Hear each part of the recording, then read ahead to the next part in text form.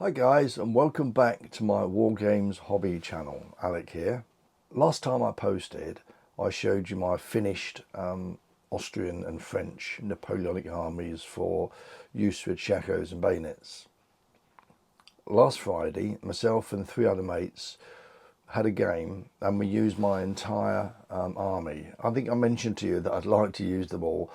I wouldn't normally use that many in one go because I've got about 1,000 points of each army, and normally I would use sort of 500 or 600 points aside, but I did fancy having a go getting the whole lot out, so 3 of my mates agreed that we would do that on Friday night. So here's the game. We've just set everything up, and rather than go through every single unit, you can see the Austrians are here in the wood. We've actually done the first move with the skirmishers. We've got some Uhlans and another unit of infantry there. Got another unit of infantry here. These are in 16s, the Austrian infantry. And over there we've got an artillery piece and 2 lots of skirmishers. As I say, we've just done the first move for those. So here are the French. An artillery piece and some voltigeurs there. They've got 2 units of cavalry, each of 8 lancers and hussars. And they've got 4 units of 8 infantry, line infantry, and 2 units of voltigeurs over there as well. And we got 5 objectives. We've got the hill, that building, the wood that we've already taken, the wood here that we're also going to take shortly, and the marsh. We've also got that as well. And we're going to play 4 times through the card deck, and at the moment it's twilight until the first clock card comes out. The visibility is down a bit, and hopefully it'll be a fun game. Right, let's move on. So it's Graham and Alan against who's playing French, and me and Neil are playing Austrians. While Neil's moving, I'll just let you have a look at the army lists. As you can see, 1,100 points per side, which is slightly more than I thought there were. Right, so it's just early days, just starting the manoeuvre. Because we're quite a long way from each other, we get a +2 for movement as long as we're more than 24 inches away. Okay, so I've got something to report, which was interesting. See this unit of hussars in here, 8 men? Unfortunately, they were here, and we fired an artillery piece, which is here, on them.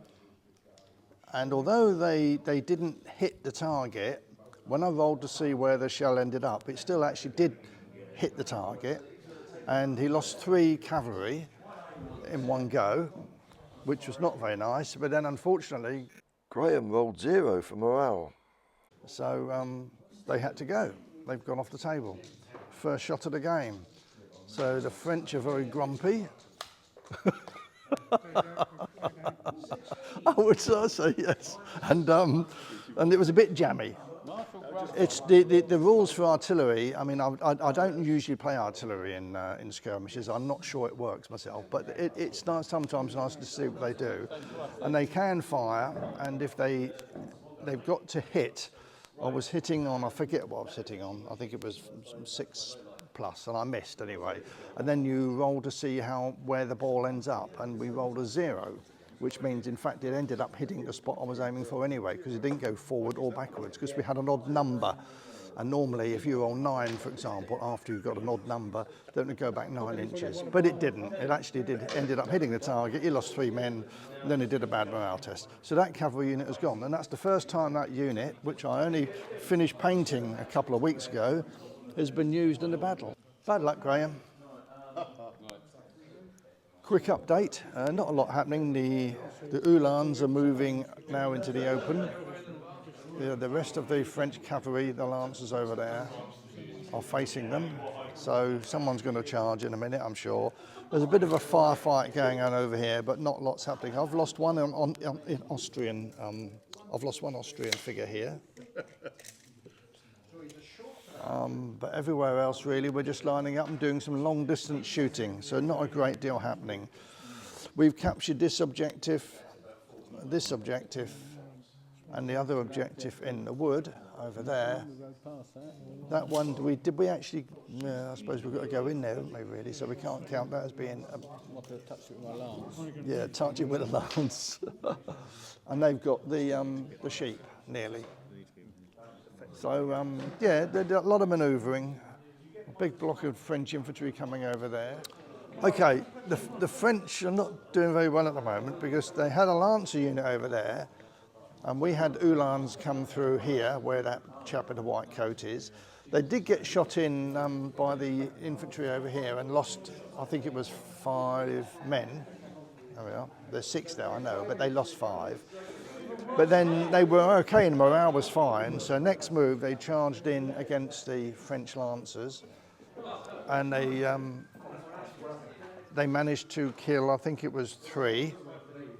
They lost 1 themselves, which is why they've now got 6 here. But the French Lancers fell back, shaken. They tried to countercharge next move, but failed to do so. And now the Uhlans went in again and wiped them out. Got 5 casualties. And they just did a morale test for the single figure that was left and rolled a 0. So the French cavalry have been decimated today. And the Uhlans are down to half strength, but they are still on the table. And this French skirmishers here are running back, they're fleeing. So this side of the table is looking decidedly as though the French are going to lose it. Over the other side of the table, there's a massive amount of French infantry here. They could do with some of those over there, really, but maybe it's a bit late. But they've got 4 units of 12 line infantry and 2 units of skirmishers on the hill. They did cause massive casualties over here. This French infantry was 16 strong. It's now down to 8. Luckily for them, they did roll a good morale dice, so they have survived. So the Austrians are taking casualties, but they've got some Jaegers in the wood. They've got another infantry unit moving up here, and they've got another infantry unit by the house. The other unit of Austrians, though, that were in the marsh got fired at by the artillery at point-blank range, and they've gone off as well. So these are the casualties for the Austrians. We've lost a unit of, or half a unit of line infantry and a unit of skirmishers. And the losses for the French are all in here. It's all their cavalry have gone. So it's not been a good day for French cavalry today. However, there's a lot of French infantry over there, and we're still only probably about a quarter of the way through the game. So it's been very, I don't know what the word is, bloodthirsty, I suppose, is the only way you can say. A lot of figures lost for just a quarter of the game gone. Because you're trying to go through the pack 4 times, and we're still got a few cards left before we shuffle the pack again. It's a bit slow because we're all a little bit rusty with the rules, and obviously with so many troops on the table. We always knew it would be a slow game, but I don't think Graham would realise how bad he can roll. He's been not rolling very well at the moment. Anyway, report back later.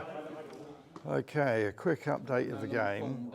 The Uhlans are running right over here. They've just killed the last of the remainers of some skirmishers, and now they've attacked the artillery, which are now shaken and pushed back. They're not going to do anything more than out of the game, effectively. The Uhlans should finish them off. Over here, the infantry just did volley fire over there, and they killed 1 man, but they did force them back. The light infantry are moving up. They're coming, aren't they? This infantry here got pushed back behind the hedge. And over there on the hill, the French voltigeurs are one of the units holding, the other one's fleeing. So at the moment, the Austrians are gaining an advantage. They do have 3 of the 4 objectives, and casualty-wise, we are ahead. We have lost quite a few, but the French have lost a lot more. They've lost all these guys here. Another load over there. Those guys, and all the cavalry. So at the moment, the Austrians have got the upper hand, definitely. And It's we're approaching not quite halfway the game. We're going to run out of time eventually. That's what's going to happen, because it's a big game to do for an evening. You really need quite a long time to play a game of this size, but we knew that. We just wanted to see how it went. Quick update. We're still only we're not even halfway through the game, but we're going to run out of time. You can see the Austrians are moving forward all across this left here. We've fallen back in the field here. And over there, the French infantry did charge the Shakos in the wood, and we got pushed back, having lost a figure, although they lost one as well. But at the moment, the French are certainly in that corner, but the rest of the table is in Austrian hands, and we've got 1, 2, 3 of the objectives. Did you ever get that objective on the hill? Yes. You did get it. That's still in their hands. So it's 3-2 as far as objectives go. But the French don't look like they're going to come forward. They're just about to do volley fire over here in a minute, because they're unloaded, whereas my Austrians here are not. So I'm going to take casualties there in a minute, I'm sure. But the cavalry that have had a fine game are now coming round the flank. So I'll report back, but the game is nearly over. I think unless a miracle happens, the Austrians have won this. We'll see. We'll see. Strangely enough, it got very close towards the end. Although the Austrians were pushing the French back into a corner, they sort of claimed the house, the objective in the house, and they still had the one on the hill, and they were just getting quite close to the one in the wood, but they hadn't taken it yet, so that still counts as Austrian. And we've always had these two over here, so we do have 3-2 on objectives. Casualty-wise, towards the end, it wasn't that much in it. Look, the Austrians lost these and these. The French lost those infantry there, all their cavalry early on. We won't talk about that, will we, Graham? No. And lots of infantry lost over there. But so I think the Austrians did cause more casualties. And although they were pushing the French back, the way the objectives were, we just about managed to hang on for a win. I don't know if we're getting any objection from the French. Anyway, it was a big game to do in an evening. We only actually went through the card pack twice. So it just shows you it's a lot of figures. We always thought it would be slow, and it certainly was, but it was good fun. And the French rolled appallingly bad dice for morale most of the evening. They only started to sort of roll a bit better towards the end of the game. When I stopped rolling. Right, good fun. So there we are. Wow, what a game. I think there's a few observations I'd like to make. The first one is that it really was too big a game for an evening. I know the rules fairly well, although I'm a little bit rusty. Another guy knows the rules reasonably well as well, but like me, we haven't played for a little while. And the other two are fairly new to the rules, so we didn't sort of move along at a fast pace. We actually went through the deck of cards twice in the end. We planned to try and do 4, well that was just not going to happen. It was a lot of troops, and in fact if you look at my army list, you'll see that it's quite a large army. In fact, it's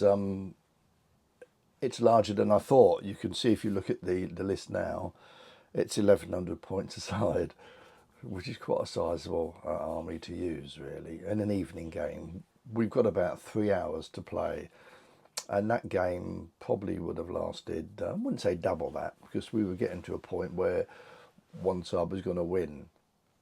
The Austrians did win by the skin of their teeth. They had a great start, and the French were on the back foot. We pushed them into a little corner, the Austrians, and but really, because it was based on objectives that we took, we had 3 and they only had the 2, but we were just about to lose that 3rd objective, so it really could have gone either way. I've never seen Graham and Alan roll so many noughts and ones, especially when it comes to testing morale. They were hopeless. Honestly, it was really, I think they rolled about 5 zeros in a row. And you can't do that in any rules, roll that badly and not be penalised for it, and they were. The other thing that happened was early on, I personally don't use artillery much in any skirmish game. I don't think it works. Although there is an opportunity to have artillery if you want, if you're doing a particular scenario, especially if you're defending, it's useful to have. But I decided to field the entire army, and one of the things that happened was that they were very effective. My artillery opened fire on Graham's French Hussars and took 3 casualties. Now, it's odd that it is a part of the rules that you first of all test to see whether you hit the point of aim that you're aiming for, which I didn't, and then you roll, depending on whether you roll odd or even, on a d10 dice for the ball then to bounce, either drop up to 9 inches short or 9 inches through. And because with d10s, 0 in this game is always nothing, I rolled a 0. So in fact I did hit the point of aim that I was aiming for, more by luck than judgment. And then I managed to kill 3 of his cavalrymen, and he rolled badly on the morale dice and off they went. So that was a bit unlucky for Graham. In fact, a little bit later on, his artillery did the same to some skirmishers. I got a bit too close. He managed to hit the target, took out 3 men, and I rolled a bad morale dice and off they went. So it happens. But certainly it wasn't a good start for Graham. He was a little bit grumpy after that, when you're Graham. But I think anyone would be, having lost a cavalry unit, hadn't even moved yet. So as I say, I'm not over keen on artillery, because when it works it can be almost, a game winner. But yeah, we both had an artillery piece. We both did the same thing. His other cavalry, his lancers, got hammered by the Uhlans. He just rolled badly again. I mean, really, Graham and Alan, if they hadn't rolled anywhere near as badly as they did, it would have been a close game. They could have even won it, but they just rolled abysmally. So overall, it was too big a game for us to play in an evening, really. I generally think that even with a 2v2, about sort of 600 points, between 500 and 600 points is a good number of troops on a table to get a result in the evening. 1100 was just a little bit too much. But I wanted to try it, and we knew it would be pushing our luck to do that. And I wanted to try it anyway, and we did. And despite the bad dice rolling on one side, I think it was a good game. In future, I'll stick to sort of 500-600 points. Even smaller games with 300 points, as 1v1, are actually really good fun. But this is a skirmish game, and what we'd really tried to do there was almost a big battle with that many troops. But there we are. We did it. We tried it. It did work to a degree, and we had another hour, we definitely would have got a result. So I hope you enjoyed watching that, and I'll see you again soon.